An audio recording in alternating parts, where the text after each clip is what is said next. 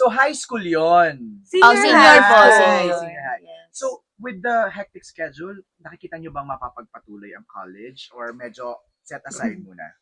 Hopefully, maano namin kasi feeling ko naman yung college kaya siyang i-start at any age. Yes. So, pero for now, what we can say is syempre focus talaga kami dito. But of course, that's our goal, makapagtapos sa college. Actually, yun yung goal talaga naming Bini. May mga iba sa amin na sinasabi talaga after Bini, tutuloy ko yung pag-aaral ko. And same sa amin ni Sheena, after ng Bini, kasi syempre minsan lang kumatok ang mga opportunity dito sa career namin. So, mas magpo-focus kami sa passion muna namin siguro. Yes. Ayun. And then yung school, later na. Okay. Kagabi, sa iba kayo nag-focus sa Big Bang.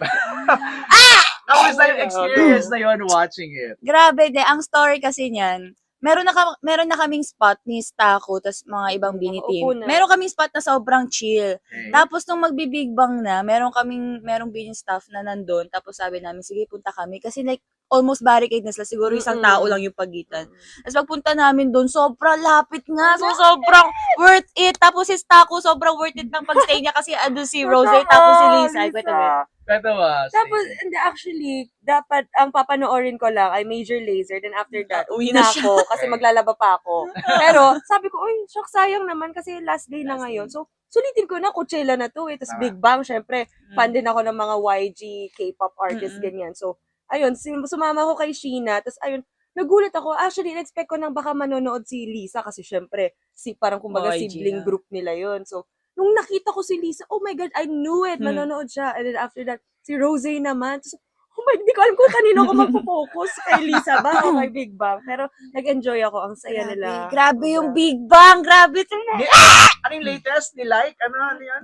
Like, pagmulat ko ng mata, nakita ko, nag-send sa GC namin, nilike daw ni GD. Tapos, pag nilike ni GD yung video namin sa Coachella, yung pantropi ko. oo. Tapos, nag-search yun ako sa X kasi baka edited na naman. Mm-mm. Laba, blues, Totoo. malakas amas yun eh. Pero, hindi siya edited. So, sabi ko talaga, like, naging delulo ko pagising ko pa lang. Sabi na iba yung tingin niya Oh my eh. God. Iba yung yung Sabi mga, ko nga, baka napindot niya lang baka napindot, baka inatok na siya kagabi. Oo. Pero ni-like pa rin niya. And Yes. that's a good cherry on top. Ika nga. Kamusta ang first weekend in Coachella experience ng Bini? Overall.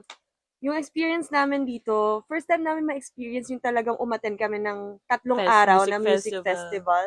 And at the same time, nag-enjoy talaga kami. Kasi of course, music is our love. Yes, may Sobrang love pagod, namin. may Yeah. pagod feels, pero yun nga sinasabi nga namin, hindi naman araw-araw makakanood ka sa Coachella. So push na makapahinga Talagang naman pinush kami. talaga namin na kahit 12 a.m., 1 a.m. na kami makauwi. Basta ma-enjoy Go. namin and ma-seize namin yung moment. Moment.